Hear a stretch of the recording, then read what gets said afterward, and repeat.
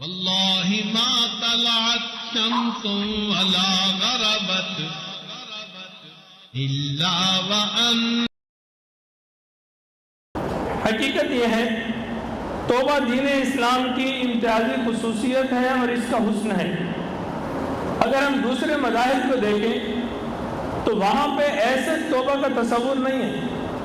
ہندو مت میں بھی اگر دیکھا جائے انسان سے گناہ ہو جاتا ہے، وہ کہتے ہیں جی اب اگلی نسل میں جب اگلا تمہارا جنم ہوگا تمہاری شکل بگڑی ہوئی ہوگی، کسی جانور کی صورت میں اب تم پیدا ہوگے. اب جب انسان کو یہ پتہ چلتا ہے کہ میں نے غلط کام کیے اور جو میرا اگلا جنم آنا ہے جو ان کے اس میں تصور میں موجود ہے اور اس میں نے کتا بلا خنزیر کوئی جانور ہی بننا ہے، تو دین وائی ناٹ، اب میں کنٹینیو کرتا ہوں اس گناہ کو. اسی طرح اگر انسان دوسرے مذاہب کو اور دیکھیں، وہاں پہ بھی اگر انسان گناہ کرتا ہے تو گناہ کے بعد توبہ کا دروازہ نہیں کھلا ہوتا.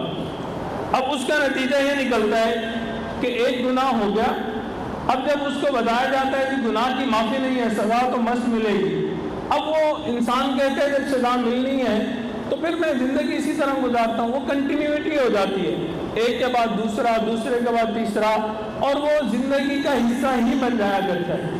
جبکہ دین اسلام میں اللہ رب العزت نے انسان کو یہ بتلایا کہ اگر انسان سے بتقاضۂ بشریت گناہ ہو جاتا ہے، شیطان گناہ کروا لیتا ہے، نفس ورغا لیتا ہے، لیکن جب انسان اللہ رب العزت کے در پہ حاضر ہوتا ہے، سچی اور پکی توبہ کرتا ہے، پروردگار عالم انسان کے تمام گناہوں کو معاف فرما دیتے ہیں.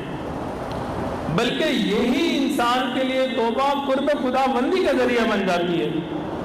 ہمیں تو نبی علیہ السلام نے یہ تعلیم دی کہ اللہ رب العزت نے وسیع مغفرت اور بخشش کا اعلان گناہ گاروں کی پیدائش سے قبل فرما دیا تھا. ابھی زمین و آسمان تخلیق نہیں ہوئے تھے، اس سے پہلے اللہ رب العزت نے مغفرت کا اعلان فرمایا تھا. حضرت علی رضی اللہ تعالیٰ عنہ سے روایت ہے کہ نبی علیہ السلام نے فرمایا دنیا کی پیدائش سے 4000 سال پہلے عرش کے ارد گرد لکھا گیا تھا وَإِنِّي لَغَفَّارٌ لِمَنْ تَابَ وَآمَنَ وَعَمِلَ صَالِحًا ثُمَّ اهْتَدَىٰ، اور میں اس شخص کو معاف کرنے والا ہوں جو توبہ کرے، ایمان لائے، نیک عمل کرے اور پھر راہ راست پہ قائم ہو. تو ابھی یہ زمین و آسمان تخلیق نہیں ہوئے تھے، ان کو پیدا نہیں کیا گیا تھا، اس سے پہلے اللہ رب العزت نے توبہ کی بشارت دے دی تھی.